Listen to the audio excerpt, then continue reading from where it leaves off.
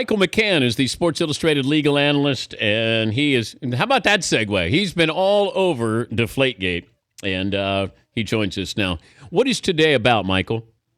Well, Dan, today I think is about a last attempt by Judge Berman to get the sides to look at this with some level of reasonableness and encourage them to strike a deal. I think that's the primary purpose. The secondary purpose is for Judge Berman to ask both sides questions that he still has, questions that would influence any decision that he makes. So it's fact-finding, but it's also an attempt to really implore them, look, we're almost done here. Do you really want me to make a decision? Because if that happens, then there will be an appeal that could go into 2016.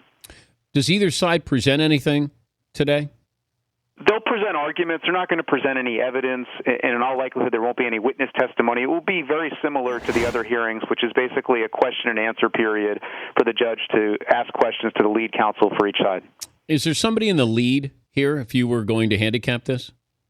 I think, to me, Judge Berman seems very skeptical of the NFL and their legal theories and very critical of how the NFL went about punishing Tom Brady. And that's a good sign for Tom Brady, but it doesn't mean he's going to win, because the problem for the NFLPA and Brady is that the collective bargaining agreement clearly favors the NFL, and arbitrators, and in this case Goodell was an arbitrator, gets a lot of deference. On the other hand, Goodell had a lot of hats. He was the arbitrator, but he was also the punisher, and he was the fact finder, and that has troubled Judge Berman. So my instinct is that Brady's in the lead, but it's certainly not a certainty.